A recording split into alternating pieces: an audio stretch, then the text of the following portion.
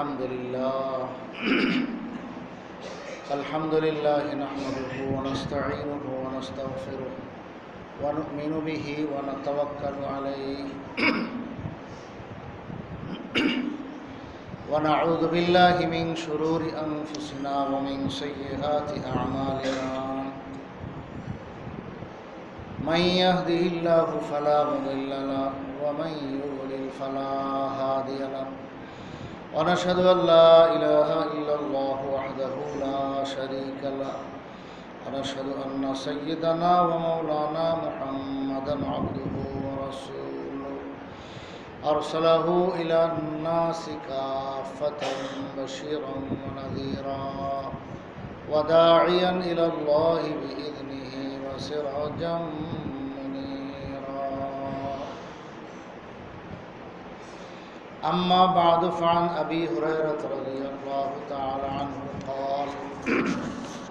قال رسول الله صلى الله عليه وسلم إن الله عز وجل لا يرفع الدرجة للعبد الصالح في الجنة فيقول يا رب أنى لي هذه فيقول باستغفار ولدك لك رواه أحمد وعن عبد الله بن عباس رضي الله تعالى عنهما قال قال رسول الله صلى الله عليه وسلم ما الميت في القبر إلا كالغريق المتغوث ينتظر دعوة تلحقه من أب أو أم أو أخ أو صديق فإذا لحقته كان أحب إليه من الدنيا وما فيها وإن الله تعالى لا يدخل على أهل القبور من دعاء أهل الأرض أمثال الجبال وإن هدية الأحياء إلى الأموات الاستغفار لهم رواه البيهقي في شعب الإيمان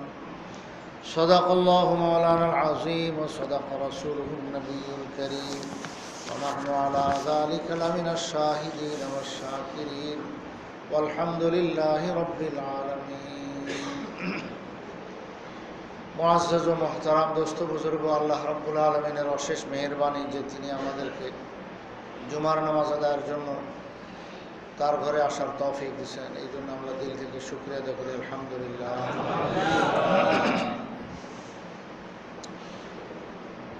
দুনিয়াতে মানুষ ঈমান এর সাথে নেক আমল অনেক করে। নামাজ বড় নেক আমল, রোজা বড় নেক আমল, যাকাত বড় নেক আমল, হজ বড় নেক আমল। এই চারটা হলো ইসলামের একবার স্তম্ভ, খুঁটি। ঈমানের পর ঈমান হলো আসল খুঁটি। ঈমান নাই তো এই চার কাজ যত বেশি করুক কোনো কাজে আসবে না।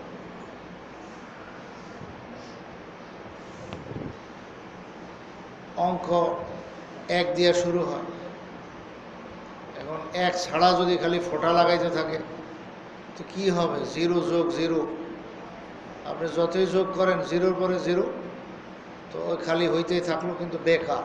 সারাদিন জিরো লিখলেও কিছু আসবে না। আর একের পরে জিরো লিখলে 10 হয়ে গেল, আর একটা জিরো বসাইলে 100 হয়ে গেল, আর একটা বসান 1000 হয়ে গেল। এইভাবে আপনি খালি বসাইতে থাকেন, লাখ কোটি কোটি কোটি কোটি অগণিত হইতে থাকবে। ঠিক এরকম মানুষের ঈমান, এটা হলো আসল জিনিস। ঈমান আছে তো বাস এক হয়ে গেল, আসল জিনিসের ব্যবস্থা হয়ে গেল। এইবার যত নেক আমল করবে সবগুলো তার অঙ্ক খালি বাড়াইতেই থাকবে। সেই এক আর একে থাকবে না, 10-এ থাকবে না, 1000-এ থাকবে না, লাখে না থাকবে না, কোটি কোটি কোটি অগণিত হয়ে যাবে। আর বন্দার নেক আমল আল্লাহ তাআলা গ্রহণ করেন তো ছোট্ট থাকে, কিন্তু এটা বড় বিশাল আকারে আল্লাহ তাআলা তৈরি করেন।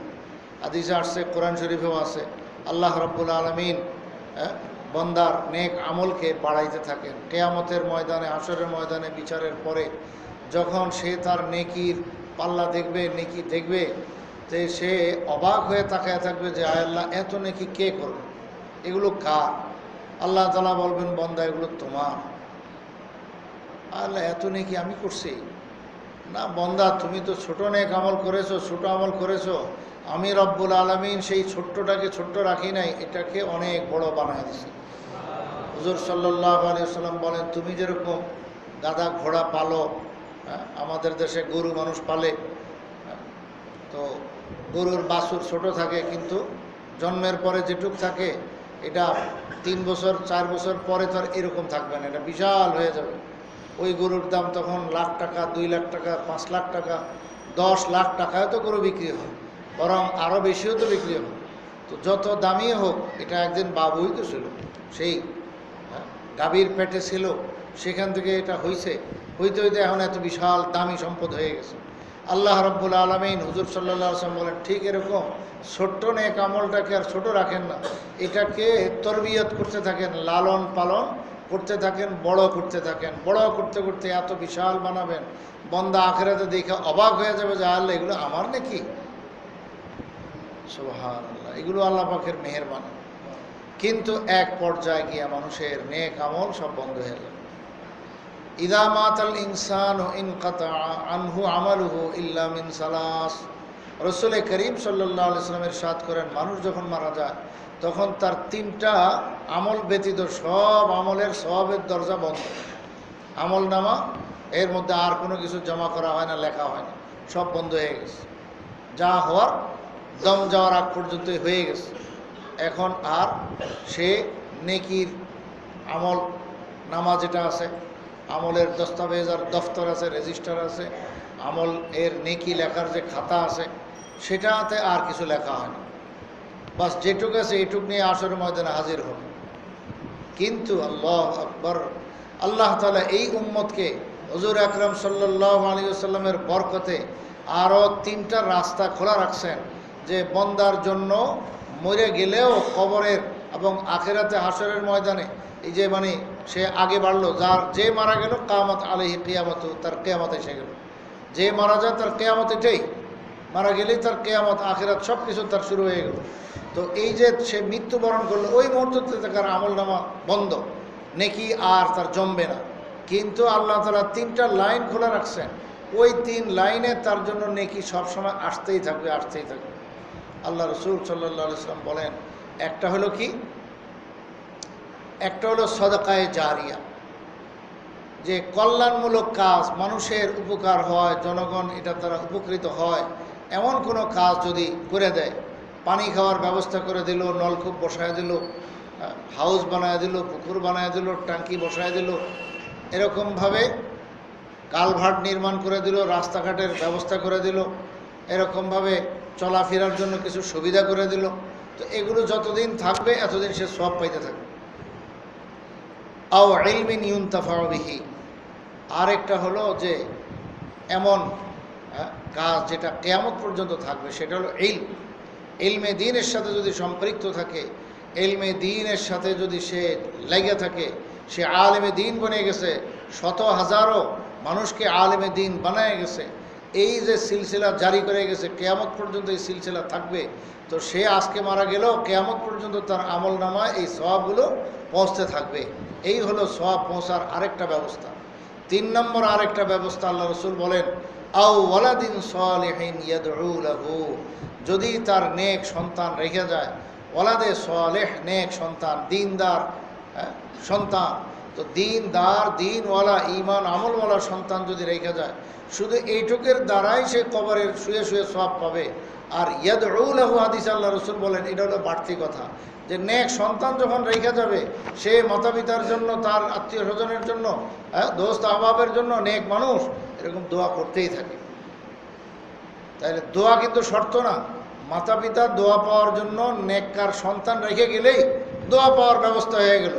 আর সন্তান যদি দোয়া করে, এটা আরও বাড়তি বোনাস হলো, আরও বেশি হলো, আরও বেশি হলো। এই হলো আও ওয়ালাদিন সালিহিন ইয়াদউ লাহু, নেক সন্তান যদি রেখে যায়, যেই নেক সন্তান মাতা পিতার জন্য দোয়া করতেই থাকে, এটাকে বলে ইসালে সওয়াব, সওয়াব পাঠানো। তো এখন নেক সন্তান রেখে গেলেই সওয়াব পাইতে থাকে সে কবরে। কিন্তু যদি এই সন্তান আরও বাড়তি কিছু করে, তাহলে সেটা আরও বাড়তি হলো, নূর নালা নূর, আলোর উপরে আলো, যত গুড় তত মিষ্টি। তো লাভের উপরে লাভ। নেক সন্তান রেখে গেলেই সে সওয়াব পাবে কবরে।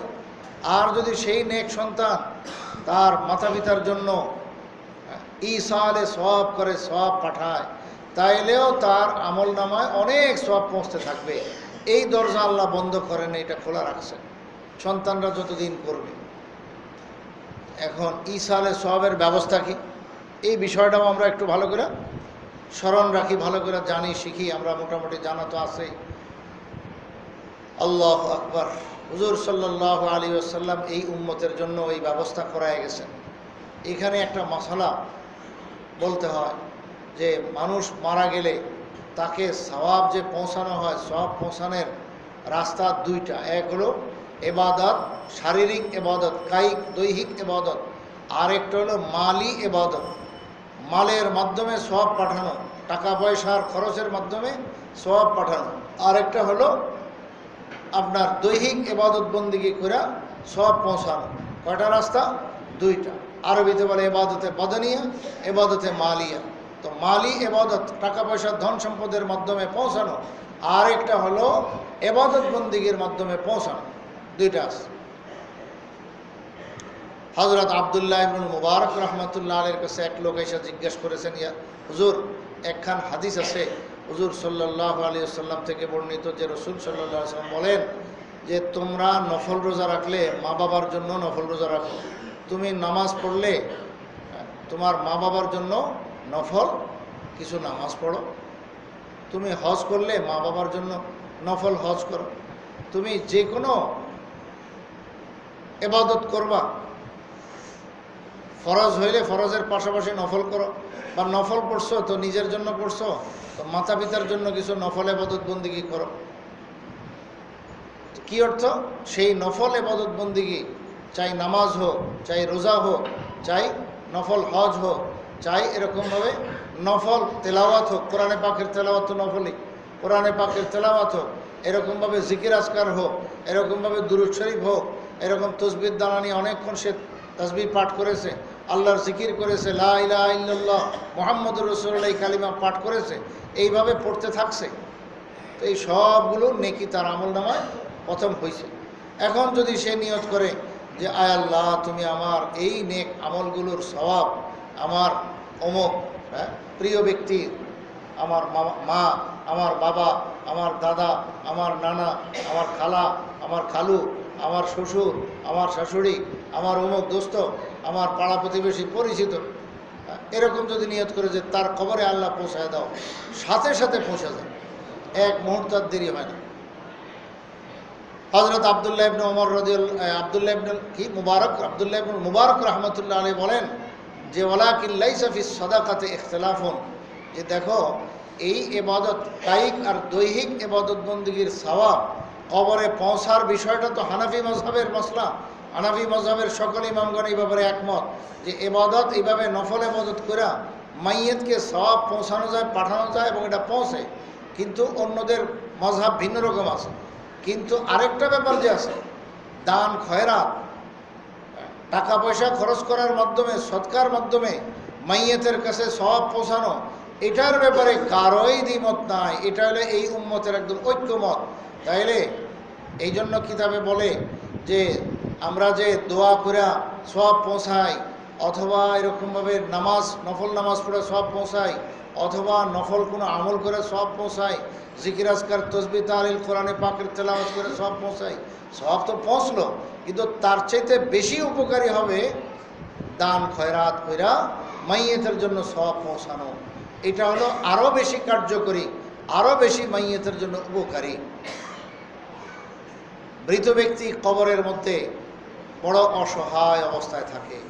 হুজুর সাল্লাল্লাহু আলাইহি ওয়াসাল্লাম এর দুইটা হাদিস আমি এখানে পাঠ করেছি। একটা হাদিস হলো হযরত আব্দুল্লাহ ইবনে আব্বাস রাদিয়াল্লাহু তাআলা আনহুমা থেকে। তিনি বলেন যে রাসূলুল্লাহ সাল্লাল্লাহু আলাইহি ওয়াসাল্লাম ইরশাদ করেন, যে কোনো মৃত ব্যক্তি কবরের মধ্যে কি অবস্থায় থাকে? নদীতে ডুবন্ত ব্যক্তি যে বাঁচার জন্য সবার কাছে সাহায্য প্রার্থনা করে এবং তার যেদ্দুর শক্তি আছে শক্তি দিয়ে সে চেষ্টা করে বাঁচার জন্য। কাউকে দেখলে একদম হাউ হাউ করে চিল্লান মারে, ভাই আমারে বাঁচান, আরে একটা বোতল এলো নদীর মধ্যে ছেড়ে দেন, একটা বয়া ছেড়ে দেন, আর ধরে আমি বাঁচতে পারবো। তো সে কত অসহায় অবস্থায় থাকে। আর এই মুহূর্তে হুজুর সাল্লাল্লাহু আলাইহি ওয়াসাল্লাম বলেন, কেউ যদি তার একটু সহযোগিতা করে বাঁচার জন্য, সে কি পরিমাণ উপকৃত হয়, কি পরিমাণ খুশি হয়, যে খুশির আর শেষ নাই, যে জানে বাঁচায় দিল। হুজুর সাল্লাল্লাহু আলাইহি ওয়াসাল্লাম বলেন, মৃত ব্যক্তি এরকম আশায় থাকে, ইয়ান্তাজিরু দাওয়াতান তালহাকুহু, সে তার আত্মীয় স্বজনদের পক্ষ থেকে দোয়াগুলো পাওয়ার জন্য বড় অপেক্ষায় থাকে, ইন্তজারে থাকে। কার পক্ষ থেকে পাওয়ার জন্য? মিন আবিন, সন্তান যদি মারা যায় তাহলে বাবার দোয়ার অপেক্ষায় থাকে। সন্তান চলে গেছে, কি ভাই দুনিয়া আসার না সিরিয়াল আছে, সন্তান পরে আসবে, বাবা তো দুনিয়াতে আগে আসে। কি ভাই, বাবা আসলে পরে না তার সন্তান হবে, সন্তান হইলেই তো সে বাবা হয়। তাহলে এখানে তো আসার সিরিয়াল আছে কিন্তু যাওয়ার সিরিয়াল নাই। বাবাকে রাইখা মাকে রাইখা কত সন্তান চলে যায়। তো ওই সন্তান সে তার বাবার অপেক্ষায় থাকে। এমনিভাবে আও উম্মিন, অথবা মায়ের অপেক্ষা থাকে। মাকে রাইখা সন্তান দুনিয়া থেকে বিদায় নেয়। কত মা এরকম আছেন যে সন্তান চলে গেছে, মা আছেন। তো এই মায়ের সওয়াব পাঠানোর, দোয়া পাঠানোর, আপনার ইসালে সওয়াব করার সে কবরে শুয়ে শুয়ে অপেক্ষায় থাকে। আও আখিন, অথবা ভাই, তো ভাইয়ের অপেক্ষায় থাকে যে আমার ভাই, বড় ভাই মরে গেছে। সাধারণ এমনই হয় যে বয়সে বড় সেই আগে দুনিয়ার থেকে যায়, কিন্তু মরারও সিরিয়াল নাই। এখানে বড় ভাই থেকে যায়, ছোট ভাই চলে যায়। কিন্তু স্বাভাবিক তো এটাই যে বড় ভাই আগে চলে যায়, ছোট ভাইরা থাকে। তো এখন যাই হোক, আপন যে ভাই বেরাদর আছে এদের কাছ থেকে দোয়া পাওয়ার অপেক্ষায় থাকে। আও সদীকিন, লাস্টে হলো দোস্ত আহবাব, যাদের সমাজ নিয়ে, যাদেরকে নিয়ে সমাজে চলাফেরা করছে, যাদের সঙ্গে উঠা বসা ছিল, সর্বশেষ এদের আশায় থাকে। তো মায়ের আশা, বাবার আশা, হ্যাঁ, এরকমভাবে ভাইয়ের আশায় থাকে। এরপরে হলো দোস্ত আহবাবের আশায় থাকে, যাদের সঙ্গে উঠা বসা চলাফেরা ছিল। তার মানেটা কি? তাইলে এমন পরিস্থিতিতে যে আপনার যদি আর কিছু না, অন্তত এইটুক যে আপনি চিনতেন সে এক সমাজে বাস করেছেন, এইটুক হইলেও আপনার দোয়ার অপেক্ষায় সে আছে। যারা একই মসজিদে নামাজ পড়তাম, একসাথে উঠা বসা চলাফেরা ছিল, একবারে অত বন্ধুত্ব না থাকলেও কিন্তু একই মসজিদে আসা যাওয়া করতাম, ব্যবসা বাণিজ্য, দোকানপাট, কাজ কারবারে এরকম আসা যাওয়া একটু দেখা হইতো, এইটুক একটা উসিলা বনছে। এটার কারণে সে মৃত ব্যক্তি খবরে থেকে আশা করতেছে, হায় আজকে আমি কত বড় অসহায়, সে যদি আমার জন্য একটু সওয়াব পাঠাইতো, এই অপেক্ষায় থাকে। হুজুর সাল্লাল্লাহু আলাইহি ওয়াসাল্লাম বলেন, ফাইদা লাহিকাতহু কানা আহাব্বা ইলাইহি মিনাদ দুনিয়া ওয়া মা ফিহা, পুরা দুনিয়া এবং দুনিয়ার ভিতরে যত সম্পদ আছে এই সব কিছু পাইলে যত খুশি হবে একটা মানুষ, এর চাইতে বেশি খুশি হয় ওই মৃত ব্যক্তি এই সামান্য একটু সওয়াব পাওয়ার দ্বারা। কিন্তু এই সওয়াবটা ছোট্ট থাকে না। হুজুর সাল্লাল্লাহু আলাইহি ওয়াসাল্লাম আরো বলেন, ওয়া ইন্নাল্লাহা তাআলা লা ইউদখিলু আলা আহলিল কুবুরি মিন দুআই আহলিল আরদি আমসালাল জিবাল, মৃত ব্যক্তির কাছে দুনিয়াবাসীর এই আত্মীয়স্বজন, দোস্ত আহবাব, এদের দোয়ার বরকতে আল্লাহ তাআলা দোয়াগুলো বিশাল বড় পাহাড় সমূহের ন্যায় কবরের মধ্যে পাঠাইতে থাকেন। তো কবরের মধ্যে পাহাড়ের ন্যায় সওয়াবটা পৌঁছতে থাকে। ওয়াইন্না হাদিয়াতাল আহইয়া ইলাল আমওয়াত আল ইস্তিগফার লাহুম, রাসূলুল্লাহ সাল্লাল্লাহু আলাইহি ওয়াসাল্লাম বলেন, মৃত ব্যক্তির জন্য উপটোকন আর গিফট আর হাদিয়া হলো তার জন্য মাগফিরাতের দোয়া করা। তো মাগফিরাতের দোয়া কি? শুধু এইটুক বললেও যে আল্লাহ তুমি তাকে মাফ করে দাও, বাংলা এটা বললো, আরবিতে বললে আল্লাহুম্মা গফির লাহ, আল্লাহুম্মা গফির লাহু, মেয়ে মানুষ হলে আল্লাহুম্মা গফির লাহা, বুঝলেন? আর বাংলা কইলে তো সোজা, আল্লাহ তাকে, যাকে আপনি উদ্দেশ্য নিলেন, আল্লাহ তুমি তাকে মাফ করে দাও। এইটুক যদি বলতে পারে বান্দা, এটার কারণেই তার কবরের মধ্যে পাহাড়ের ন্যায় সওয়াবটা পৌঁছে গেল। শুধু মুখের বলাটা, বান্দার ইমানদারের মুখের বলি কত দামি, শুধু এইটুক কথা বল না যে আল্লাহ তুমি তার মাগফিরাত নসিব করো, বাস তাইলেই তার বিরাট বড় কাম হয়ে গেল, মৃত ব্যক্তির কাম হয়ে গেল। কোরআন শরীফে আসছে, ও আল্লাইসা লিল ইনসানি ইল্লা মা সাআ, কোরআন শরীফে আল্লাহ তাআলা বলেন যে প্রত্যেক মানুষ যা কামাই করে গেছে এইটাই তার পাওনা, এর বাইরেরটা সে পাবে না। কি অর্থ এখানে? এটার অর্থ হলো যে ঈমান, যার যার ঈমান দ্বারা সে নাজাত পাবে, একজনের ঈমান দ্বারা আরেকজনের নাজাত পাবে না। এখানে ঈমানের কথা বলা হয়েছে যে আবু বকর সিদ্দিকের ঈমান দ্বারা আবু বকর সিদ্দিক রাদিয়াল্লাহু আনহু নাজাত পাবেন, এত বড় মর্তবা পেয়ে যাবেন। কিন্তু ওইখান থেকে যদি আবু জাহেল দাবি করে যে আমি তো এক বংশেরই লোক, কুরাইশ বংশের লোক, আমাকেও যদি একটু মুক্তি দেওয়া হইতো, না, সিদ্দিক আকবর রাদিয়াল্লাহু আনহুর ঈমানের দ্বারা তাকে নাজাত দেওয়ার কোনো সুযোগ দিবেন না আল্লাহ তাআলা, নাজাত হবে না। যার যার ঈমান দ্বারা সে নাজাত পাবে। লাইসা লিল ইনসানি ইল্লা মা সা। আর একটা রইল যে মানুষ যে ইবাদত বন্দেগী এবং দান খয়রাত এর মাধ্যমে যে সওয়াব পাঠায়, এটা সাথে সাথে পৌঁছা যায়, এটা তার কবরের সাথে সাথে পৌঁছা যায়। আর পক্ষান্তরে এটাও ওই বন্দার কামায়। কারণ যারা সওয়াব পাঠায় তাদের সঙ্গে এর কি ছিল? দোস্ত, দুস্তির সম্পর্ক ছিল, সে দোস্ত ছিল তাদের। আর যদি সন্তান হয় বা পিতামাতা হয়, মারা গেছে সন্তান, পিতামাতা আছে, মারা গেছে পিতামাতা, সন্তান আছে, তো উভয়ের কামাই না। হ্যাঁ, এবং সন্তানকে মুসলমান বানানো, নেককার বানানো, এটা সেই অভিভাবকের কাজ। তাইলে সে যে দোয়া করতে সুযোগ পাইতেছে, সে যে দোয়া করতেছে, এটাও যেন সেই মাতা পিতার কামাই এবং তাদেরই রোজগার, এটা সে কামাই করে গেছে, এই জন্য এই কামাইটা সে কবরে পাবে। তো সন্তান যদি রেখে যায়, এই সন্তান তার কামাই, এবং নেককার বানায়া যায় তো এটা তার কামাই। এই নেককার সন্তান দুনিয়াতে রেখে যাওয়ার দ্বারা সে কবরে সওয়াব পাইতে থাকবে। আর বাড়তি সওয়াব যেটা পৌঁছাইতে থাকে সেটা তো আরও বোনাস হিসাবে খালি পাইতেই থাকবে, পাইতেই থাকবে। এবং এটার জন্য আল্লাহ পাক কোনো সময় নির্ধারণ করেন না। একবারে 24 ঘন্টার যে কোনো টাইম, পুরা সপ্তাহের যে কোনো দিন, পুরা মাসের যে কোনো দিন, পুরা বছরের যে কোনো দিন, যখন যার সুযোগ হয় তখনই সে ইসালে সওয়াব করতে থাকবে। এবং এগুলো বছরের সাথে কোশ্চিনকালের সম্পর্কিত না। মানুষ বড় মস্ত বড় ভুল করে যে মৃত সেই মা বাবাকে স্মরণ করে বছরে একদিন, ওই যেদিন যেই তারিখে মারা গেল তারিখটা ঘুরে আসলে ওই দিন স্মরণ করে, এবং এটার নাম দিয়ে দেয় মৃত্যুবার্ষিকী। মৃত্যুবার্ষিকী এই যে আমরা বানায় নিছি, এগুলো আমাদের বানানো, আমাদের সমাজের মানুষের বানানো। দিন শরীয়ত আমাদেরকে এটা শেখায় না। আরে তোমার মা বাবা যদি দুনিয়া থেকে চলে যায়, তাকে তুমি সব সময় স্মরণ করো, পারলে প্রতিদিন স্মরণ করো, না পারলে সপ্তাহে হলেও স্মরণ করো, আরে মাসে হলেও স্মরণ করো। কি তুমি বছর ভরা পার হয়ে গেলে একদিন স্মরণ করবো না? এটা শরীয়ত চায় না। কারণ এই মৃত্যুবার্ষিকী যদি আমরা চালু করে যাই আমার বংশের মধ্যে, আমার ঘরের মধ্যে, তো আমি পরকালে লস খাবো। কারণ তাকে আমি শিখাই নাই, আমি শিখেছি বছরে একদিন স্মরণ করা। তো ওই দিনে খুব ইসালে সওয়াব করলো, খুব দান খয়রাত করলো, খুব সওয়াব পাঠাইলো, আর পুরা সারা বছর খালি, কোনোদিন স্মরণ করেন কি ভাই? তো এটা লস হলো না? এই জন্য শিখায় যেতে হবে সেই দিন শরীয়তের মশালা, যে এটা সব সময় করা চাই, সব সময় করা চাই। আরে হাঁটতে চলতেও করা চাই। হাঁটতে চলতে কি আল্লাহুম্মা গফির লাহু বলা যায় না? যে আল্লাহ তুমি তাকে মাফ করে দাও, এই কথা বলা যায় না? আল্লাহ তার ত্রুটি বিচ্ছুতি থাকলে আল্লাহ তুমি মাফ করে দাও, আল্লাহ তুমি তার দারাজাত বুলন্দ করো, এইসব ভাষা কি বলা যায় না? বা আপনি হাঁটার মধ্যেই দুরূদ শরীফ পড়ে ফেললেন সাল্লাল্লাহু আলাইহি ওয়াসাল্লাম, এর চেয়ে সংক্ষেপ দুরূদ আর নাই। তো সাল্লাল্লাহু আলাইহি ওয়াসাল্লাম পড়ে যদি আপনি বলে দেন সাথে সাথে যে আল্লাহ এই দুরূদ শরীফের সওয়াবটা তুমি দয়া করে আমার মায়ের কবরে পৌঁছায় দাও, দয়া করে আমার বাবার কবরে পৌঁছায় দাও, আমার নানার কবরে, দাদার কবরে, অমক আত্মীয় নাম নিয়ে আপনি মনে মনে নিয়ত করলে হয়ে গেল। বা আরও ব্যাপক নিয়ত করতে পারেন যে সারা দুনিয়ার যত মুসলমান নরনারী কবরে মাটির নিচে শোয়া আছে, আয় আল্লাহ সমস্ত মুসলমান নরনারীকে তুমি এই দুরূদ শরীফের সওয়াব খান পৌঁছায় দাও।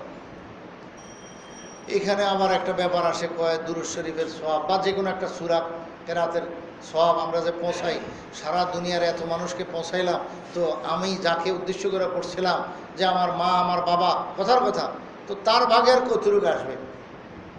দুরূদ শরীফের সওয়াব নইলে 1 লাখে হইল, কথার কথা। 1 লক্ষ নেকি রে, সারা দুনিয়ার এত মুসলমান নরনারী সবাইরে ভাগ করে দিলে আমার মায়ের ভাগের কদ্দুর থাকবে? অনেকে এরকম টেনশন করে, চিন্তা করে। না ভাই, টেনশনের কিছু নেই। সওয়াব এটা এমন এক জিনিস যে এটা আল্লাহ তাআলাই তো দেন। আল্লাহ তাআলা আপনার দিবেন যে এই এক নেকিকে এরকম ভাগ করে করে সবাই দিবেন এমন না, বরং সমপরিমাণ নেকি আপনার নিয়ত করার কারণে সবাইকে আল্লাহ তাআলা দিবেন। এক দুরূদ শরীফ পড়ে আপনার যেটুক নেকি হলো, কথার কথা 1 লক্ষ নেকি, কথার কথা যে এই 1 লক্ষ নেকি প্রত্যেক দুনিয়ার প্রত্যেক মুসলমান নরনারীকে আল্লাহ তাআলা পৌঁছায় দিবেন। প্রত্যেককে 1 লাখ করে, কাউকে ভাগ করে দিবেন না, কম দিবেন না। রোজাদার ব্যক্তিকে ইফতার করাইলে সওয়াব হয়। তা এখন সওয়াব হয়, সাহাবীরা কই ইয়া রাসূলুল্লাহ, ভাবতে পারেন আর কি যে সারাদিন আমি কষ্ট করে রোজা রাখলাম, এখন কারো ঘরে কারো সঙ্গে যদি ইফতার করি, সে যদি আমাকে ইফতার করায় তো আমার সওয়াবটা তো সে পেয়ে গেল। কারণ যে রোজাদারকে ইফতার করায় সে রোজা রাখার সমতুল্য সওয়াব পেয়ে গেল। তো ইফতার করালে তো সব সেল হয়ে গেল। হুজুর সাল্লাল্লাহু আলাইহি ওয়াসাল্লাম বলে, তোমার এত টেনশন কেন?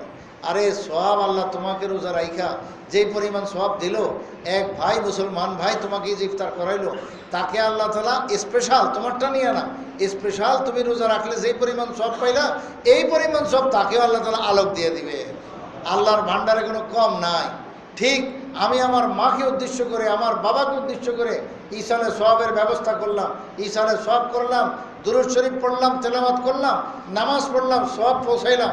কিন্তু সারা দুনিয়ার মানুষকে দিলে আপনি কোনোদিন ঠকবেন না। আপনার মা বাবা যার উদ্দেশ্যে করলেন সেও ঠকবে না, বরং সওয়াব আরও। হাকিমুল উম্মত থানভী রহমতুল্লাহ আলাইহি বলেন, এই ইসার এবং এই কি বলে আপনার অন্যের প্রতি খেয়াল রাখার কারণে, এই অন্যের প্রতি দরদের কারণে আল্লাহ তাআলা আপনার সওয়াবটাকে আরও বাড়ায় দেবেন। এবং সবাইরে দেওয়ার পর, মাকেও দেওয়ার পর আপনার আমলনামা কোনো খালি হয়ে যাবে না। আল্লাহু আকবার। আল্লাহ তাআলা আপনার আমলনামায় সেই নেকি খান রাখবেন, এবং যে পরিমাণ নেকি হলো এত মানুষকে দেওয়ার কারণে আপনার নেকি আরও বেড়ে যাবে। তো লস তো কোনো দিক দিয়ে নেই।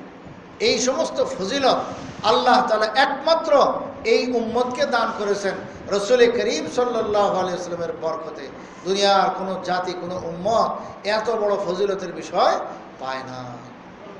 আল্লাহ তাআলা আমাদেরকে কি বড় রহমত আর বরকতের মধ্যে রাখছেন।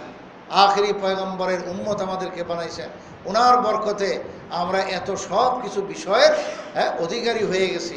এত সব লাইন আমাদের জন্য আল্লাহ তাআলা খোলা রাখছেন। তো এইভাবে সওয়াব পৌঁছানো যায়। তাইলে সওয়াব কিভাবে পৌঁছানো যায়? যে আপনি দান করতে পারেন। এখন দান কোথায় করবেন? আল্লাহ পাকের সন্তুষ্টির যত লাইন আছে ওই সমস্ত লাইনে খরচ করলেই বাস এটা সদকা হইল। ওটাই সদকা, এটারই সদকা বলে। আল্লাহ পাক সন্তুষ্ট হবেন যেই লাইনে খরচ করলেন। আর এই লাইন এর কোনো অভাব নাই। যেমন কথার কথা, 1 নম্বরে ধরেন আপনি গরিব মিসকিনকে খাওয়ান। গরিব খাওয়ান বলতে একদম আপনি রান্না করে খাওয়াইতে পারেন, অথবা কাঁচা জিনিস, মাছ তরকারি গোশত আপনি কাঁচা কাঁচা তার বাসায় পাঠিয়ে দিতে পারেন, তাকে দিয়ে দিতে পারেন, অথবা টাকা, নগদ টাকা দিতে পারেন। বরং টাকা, নগদ টাকা, এটার মধ্যে সওয়াব বেশি। কারণ হইতে পারে আমি তাকে মাছ গোশত দিলাম, হয়তো তার এর চাইতে বেশি প্রয়োজন ছিল ঔষধের, চিকিৎসা করতে পারে না টাকার অভাবে, তো মাছ গোশত দিলাম, কিন্তু তার দরকার হলো চিকিৎসা। এখন টাকা দিয়ে তো চিকিৎসা করতে পারবে। মাছ গোশত দিলাম, তার দরকার একখান লুঙ্গির, তার দরকার একটা গেঞ্জি কিনা, তার দরকার প্রয়োজন স্ত্রীর কোনো একটা হাজত পুরা করা। তাইলে আমি গরিব মানুষকে যদি বস্তু দেই, এই বস্তুর দ্বারা সেই বস্তু এই বিশেষ জায়গায় এটা ক্ষেত্রে কাজে লাগতে পারে। যেই বস্তু দিলাম এটা যেভাবে ব্যবহার হবে ওই ব্যবহারের ক্ষেত্রে এটা কাজে লাগতে পারে, অন্য সব জায়গায় এটা কাজে লাগবে না। আপনি লুঙ্গি দিলেন, এই লুঙ্গি দিয়া সে ওষুধ কিনতে পারবে না, লুঙ্গি দিয়ে মাছ কিনা যায় না, লুঙ্গি দিয়ে তরকারি কিনা যায় না, লুঙ্গি দিয়ে অন্য তার কোনো প্রয়োজন মেটানো যায় না।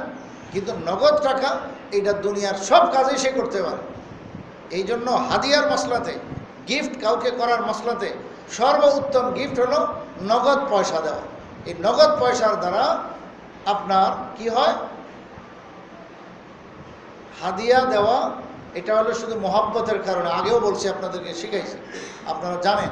হাদিয়া কোনো এই জন্য না যে ওনার একটু উপকার হইল, না, ওটা তো দান হলো। হাদিয়া হলো শুধু ওনাকে আমি মহব্বত করি, ওনাকে আমি দিল থেকে মহব্বত করি, ভালোবাসি, তো আমার দিলের মহব্বতের কারণে আমি তাকে গিফট করলাম। এটার দ্বারা আমার মহব্বত আরও বাড়বে, তার প্রতি মহব্বত বাড়বে, তিনি আমার প্রতি মহব্বত আরও বেশি রাখবেন। এটা হলো উদ্দেশ্য। বাকি সওয়াব এটা হলো দ্বিতীয় পর্যায়ে, সেটা আল্লাহ তাআলা দিবেন। আর এই হাদিয়ার মধ্যে সর্বোত্তম হাদিয়া হলো নগদ পয়সা, কারণ এটা সব কাজ সব কাজে লাগে, সব কাজে দেয়। হাকিমুল উম্মত মাওলানা আশরাফ আলী থানভী রহমতুল্লাহ আলাইহির ঘটনা আছে। কলিকাতা একবার উনি আসছিলেন, তো এক লোক, ওনার বাড়ি হলো কোথায়, সেই ইউপিতে, উত্তরপ্রদেশ, থানা ভবনে হলো বাড়ি। তো হুজুর সফরে আসছেন হলো কলিকাতা। তো এক লোক বড় মহব্বত করে বিশাল বড় এক তরমুজ নিয়ে আসছেন। আইসা বলতেছেন, হজরত ইয়া আপকে লিয়ে হাদিয়া। ইন্ডিয়ার মানুষ উর্দুতেই তো কইব, যা হজরত এটা আপনার জন্য হাদিয়া। তো হজরত থানভী রহমতুল্লাহ আলাইহি বলেন, মাশাআল্লাহ, হাদিয়া দিছো, বহুত ভালো কথা, কিন্তু এমন হাদিয়া দিলা যে হাদিয়া এটা আমার দেশে যদি নেই তো এটা নেওয়ার জন্য ট্রেন ভাড়া লাগবে কত, রেলের ভাড়া লাগবে, এরপরে কুলি লাগবে, রেল পর্যন্ত নেওয়া, রেলের থেকে আবার নামায় বাসা পর্যন্ত নেওয়া, বিশাল হাঙ্গামা। এরপরে তরমুজ, এটা তো একবার অনেক দিন থাকে না, এটা নষ্ট হয়ে যাওয়ার সম্ভাবনা আছে। আর এটা যে ভারীর ভারী মুসিবত আর মুসিবত। তো এখন কি করবো, আনছো হাদিয়া, তো এখন তুমিও খাও, আমারও খেলাও, অন্য মানুষেরও খাও। মানে কি বোঝাইছেন, ওরে মাসলা শিখাইছেন যে দেখো এটা হাদিয়া ঠিক আছে, কিন্তু এর চাইতে বড় উত্তম হাদিয়া হলো নগদ পয়সা। নগদ পয়সা যেটা হাজার কাজের মধ্যে লাগতে পারে। ঠিক এরকম মৃত ব্যক্তির জন্য আমরা যে ইসালে সওয়াব করব, আপনি খানা খাওয়াইলেন, এটা তার পেটে গেল, কিন্তু যদি এই খানা আপনি না খাওয়াইয়া তাকে নগদ টাকা দিতেন, যে কয় টাকায় আপনি পারতেন, এটা তার বহুত কাজে লাগতো, অনেক প্রয়োজন তার মৃত্যু। তো এতে সব আর একটু কী হবে, বেশি হবে। তো এই জন্য ইসালে সওয়াবের একটা বড় মাধ্যম হলো নগদ পয়সা। আর হলো বস্তু, খানা ইত্যাদি পাকায় আপনি খাওয়াইলেন। আর এগুলোর মধ্যে ঝামেলাও আছে, যেটা একদম সবাই বুঝেন, জানেন। খানা খাওয়ানোর মধ্যে মুসিবত আছে, বহুত পেরেশানি আছে, কেউ পাইলো কেউ পাইলো না, এই হলো সেই হলো, হ্যাঁ, সুনামের জায়গায় বদনাম, কি ভাই, কত রকমের কত কিছু। তো যদিও আপনার এইসব ঝামেলা আছে, তারপরে মানুষ কেউ করলে ঠিক আছে, অসুবিধা নেই। তো খানা খাওয়ানোর মাধ্যমে সওয়াব নেওয়া যেতে পারে। আচ্ছা, এই হলো গরিব মিসকিনকে খাওয়াইলেন। আর মৃত ব্যক্তির সওয়াব পাওয়ার জন্য শুধু গরিবকেই খাওয়াইলে সওয়াব হবে এমন না, ধনীকে খাওয়াইলেও সওয়াব হবে। আপনি ধনী মানুষকে খাওয়াইলেন, মনে মনে নিয়ত রাখলেন, ইনাকে যে খাওয়াইলাম, আল্লাহর বন্দাকে খাওয়াইলাম, এর সওয়াব যেন আমার মায়ের কবরে পৌঁছে, আমার দাদার কবরে পৌঁছে, আমার নানির কবরে পৌঁছে। যেটা আপনি মনে মনে নিয়ত করবেন, কল্পনা করবেন, সাথে সাথে ওখানে পৌঁছে গেল। ধনী আর গরিব নেই, এখানে সবাইকে খাওয়াইতে পারেন। তাহলে খানা খাওয়ানোর মাধ্যমে সওয়াব এবং টাকা পয়সা নগদ দেওয়ার মধ্যে সওয়াব। এরকমভাবে আপনি দিনই কাজ করতে পারেন। সদকায়ে জারিয়ার কাজ যদি করেন তাহলে আরও বেশি সওয়াব। যে আপনি মসজিদ নির্মাণ করে দিলেন, এরকমভাবে দিনই প্রতিষ্ঠান, দিনই মাদ্রাসাগুলোর আপনার সেখানে কোনো দান খয়রাত করলেন, কি নিয়তে, যে এটার সওয়াব যেন আমার অমুক মৃত ব্যক্তির কবরে পৌঁছতে থাকে, তাইলে এটা সদকায়ে জারি হয়ে যাবে। ওই মসজিদ যতদিন থাকবে, ওই মাদ্রাসাগুলো যতদিন থাকবে, এলেম কালাম দিনের চর্চা যতদিন হবে, এতদিন সব সেই কবরে মৃত ব্যক্তির পৌঁছতেই থাকবে, পৌঁছতেই থাকবে। ওটা সদকায়ে জারি। আল্লাহু আকবার। এইভাবে যত ভালো কাজ আছে, এই সমস্ত ভালো লাইনে খরচ করা, আর শুধু খরচ করার সময় নিয়ত করা এটা যে আমার অমুকের কবরে যেন সবটা পৌঁছে, বাস তাইলে পৌঁছা যাবে। তবে মনে রাখবেন, ফরজ যে সমস্ত কাজ আছে, আমল আছে, এগুলোর সব পৌঁছানো জায়েজ নেই। যেমন ফরজ নামাজ, ফরজ জাকাত। দান খয়রাতের মধ্যে ফরজ কোনটা ভাই? জাকাত। ওই জাকাতটাও তো দান, কিন্তু ওইটা কি করা যাবে না, ওখানে ওখানে আপনার ইসারে সওয়াবের নিয়ত সেটা করা যাবে না। এটা আল্লাহ পাকের বিধান যে আপনি জাকাত যেটা ফরজ হয়েছে এটা আপনার দিতে হবে। এখন এটাকে আল্লাহ তাআলা সওয়াব স্পেশাল দিবেন আপনার জন্য। তো ফরজ আমলের সওয়াব পৌঁছানোর নিজাম সিস্টেম শরীয়তে নাই। এরকমভাবে ফরজ রোজার সওয়াব এটাও পৌঁছানোর নিজাম নাই। এরকমভাবে ফরজ নামাজ পড়ি আমরা, ফরজ হজ আদায় করি, এগুলোর সওয়াব পৌঁছানোর সিস্টেম নেই। আছে কোনটা? এগুলোর মধ্যে নফল। নামাজের মধ্যে নফল নামাজ আছে, এটার সব আপনি পৌঁছাইতে পারেন। এরকমভাবে রোজার মধ্যে নফল রোজা, এটার সব পৌঁছাইতে পারেন। এরকমভাবে হজ ওমরা নফল আছে, নফল হজ ওমরার সব পৌঁছাইতে পারেন। এরকমভাবে অন্যান্য নফল দান খয়রাত, টাকা পয়সা খরচ করা, ওটার সব আপনি পৌঁছাইতে পারেন। আর হলো এবাদতে বদনিয়া, জিকির আজকার, তসবিহ তাহলিল, মৌখিক এবাদত যা আছে, এগুলোর দ্বারা সব পৌঁছাইতে পারেন। তো এইভাবেই ইসালে সব করা যাবে। আল্লাহ তাআলা এই রাস্তা বন্ধ রাখছেন, আরে কি বলে খোলা রাখছেন, এই রাস্তা বন্ধ করেন নাই। এই ছাড়া বন্দা মারা গেলে তার সব আমলের দরজা বন্ধ হয়ে যায়। আর এগুলোর দ্বারা কি হয়, এই ইসালে সওয়াবের দ্বারা সবচেয়ে বড় মজার ব্যাপার হলো, বন্দার কাছে যখন সওয়াব পৌঁছতে থাকে তো তার গুনাহ লাঘব হইতে থাকে, গুনাহ মাইনাস হইতে থাকে। আযাব গজব যদি কিছু হ্যাঁ, তার বদ আমল কিছু থেকে থাকলে যেটা মাফ হয় না, তওবা করে নাই, সে কথার কথা। কোনো মোমেন বন্দা যদি এইভাবে দুনিয়ার থেকে চলে যায়, ঈমান ছিল ঠিক কিন্তু অনেক গুনাহ খাতা নিয়ে গেছে, মাফ করাইতে পারে না, তওবা করে নাই, তাইলে এই কারণে আযাব গজব এর মধ্যে লিপ্ত হইতে পারে। কবরের আযাব বহুত কঠিন আযাব, কিন্তু বন্দা যদি ইসালে সওয়াব করে তাইলে তার ওই আযাব মাইনাস হয়ে যায়। যেই পরিমাণ নেকি পৌঁছবে ওই পরিমাণ আযাব এবং মুসিবত তার থেকে দূরে সরে যাবে। এমনকি এক সময় আসবে ইসালে সওয়াব করতে করতে যে ওই মৃত ব্যক্তির আর আমল নামায় কোনো গুনাহই থাকবে না, তখন সে পুরা জাহান্নাম থেকে মুক্ত হয়ে যাবে, জান্নাতবাসী হয়ে যাবে। এর মধ্যে একটা বড় হিকমত হলো যে আখিরি পয়গম্বর রাসূল করিম সাল্লাল্লাহু আলাইহি ওয়াসাল্লামের বরকতে আল্লাহ তাআলা এই উম্মতের ঈমানদারদেরকে আখিরাতে লজ্জা দিবেন না। ওই কবরের আলমে বরজখ যাকে বলে, একাকী জিন্দেগি যেখানে ছিল কবরের জিন্দেগিতে, ওই জিন্দেগিতে থাকাকালীন ইসালে সওয়াবের মাধ্যমে 10 জনের সওয়াবের সওয়াবের ইহসানের মাধ্যমে তাকে আল্লাহ তাআলা গুনাহ থেকে মুক্ত করতে করতে করতে এমন এক পর্যায়ে যায় যে এক সময় কবরের জিন্দেগিতে সে পুরা গুনাহ থেকে মুক্ত হয়ে যায়। হাসরের ময়দানে যখন সবার সামনে ওপেন হবে, উঠবে, তখন সে যে গুনাহগার ছিল এটা আর কোনো ধরাই পড়বে না। আল্লাহু আকবার, আল্লাহ। তো কারোর সামনে আর তার বেজ্জত হইতে হবে না, আল্লাহ তাআলা ইজ্জত রক্ষা করে দিয়েছেন। এই হলো ইসালে সওয়াবের শেষ রেজাল্ট, যে আল্লাহ তাআলা তাকে একদম পূর্ণই আযাব গজব থেকে আখিরাতের সব হিসাব কিতাব থেকে মুক্ত করে দেন। পরকালে হাসরের ময়দানে যখন উঠবে সে একদম ফ্রেশ অবস্থায় উঠবে এবং বড় নেককার হিসাবে উঠবে। তখন তো বিনা হিসাবে সে জান্নাত পেয়ে যাবে, কারণ যা হিসাব কিতাব হওয়ার ওই কবরের মধ্যেই, কবরের জিন্দেগিতে তার সব হয়ে গেছে এবং এটার দ্বারা তার আযাব গজব সব মাইনাস হয়ে গেছে। হুজুর সাল্লাল্লাহু আলাইহি ওয়াসাল্লাম এক হাদিসে ইরশাদ করেন, এখানে আছে মেশকাত শরীফের 460 নম্বর পৃষ্ঠায় হাদিস আছে। হুজুর সাল্লাল্লাহু আলাইহি ওয়াসাল্লাম ইরশাদ করেন যে আন আবি মুসা রাদিয়াল্লাহু তাআলা আনহু, হযরত আবু মুসা আশআরী রাদিয়াল্লাহু তাআলা আনহু থেকে বর্ণিত, তিনি বলেন, ক্বালা রাসূলুল্লাহ সাল্লাল্লাহু আলাইহি ওয়াসাল্লাম উম্মতি হাযিহি উম্মাতুন মারহুমা লাইসা আলাইহা আযাবুন ফিল আখিরাহ। হুজুর সাল্লাল্লাহু আলাইহি ওয়াসাল্লাম বলেন, আমার এই উম্মত হলো কেমন? রহমত প্রাপ্ত উম্মত। কেমন উম্মত? রহমত প্রাপ্ত। এই রহমত প্রাপ্তকে আরবিতে বলে মরহুম। এইখান থেকেই যে কোনো মৃত ব্যক্তিকে আমরা কি বলি? মরহুম অমুক বলি না আমরা? মরহুম আব্দুল্লাহ সাহেব কি বলি আমরা শব্দ একটা? মরহুম। এই মরহুম অর্থ কি? আল্লাহর রহমত প্রাপ্ত। আল্লাহ রাসূল নিজে বলেন, আমার এই উম্মত এরা হলো আল্লাহর রহমত প্রাপ্ত। লাইসা আলাইহা আযাবুন ফিল আখিরাহ, আখিরাতে এদের তেমন কোনো আযাব হবে না। দেখছেন কি বলে? আখিরাতে তেমন কোনো আযাব হবে না, ইনশাআল্লাহ মাফ হয়ে যাবে। আযাবুহা ফিদ দুনিয়া আল ফিতানু ওয়াজ জালাজিলু ওয়াল কাতলু। দুনিয়াতে আল্লাহ তাআলা কিছু মুসিবত দিবেন, ওই মুসিবতের দ্বারা তার সমস্ত আযাব পরকালের যা হইতো এগুলো মাফ হয়ে যাবে। এক হলো ফিতনা। ফিতনা বিভিন্ন রকমের কষ্টে আল্লাহ তাআলা দুনিয়ায় রাখবেন। একটা ফিতনা কি? সর্বশেষ যে ফিতনা সেটা হলো অসুস্থতা। মানুষ দুনিয়া থেকে যাওয়ার আগে অসুখ বিসুখ হয় না? অনেক বিছনায় পড়ে থাকে, হ্যাঁ, 1 দিন 2 দিন 1 মাস 2 মাস 1 বছর 2 বছর, বছরকে বছর বিছনায় পড়ে থাকে। এটা আল্লাহ পাকের রহমত। আল্লাহ এই অসুস্থতা দিয়ে কি করেন? বন্দাকে পুরা পাক ও পবিত্র করে নেয়। তবে এটা আরেকজনের বেলায় এই কথা ধারণা করা জায়েজ নাই, গুনাহ হবে, এটাও মনে রেখে।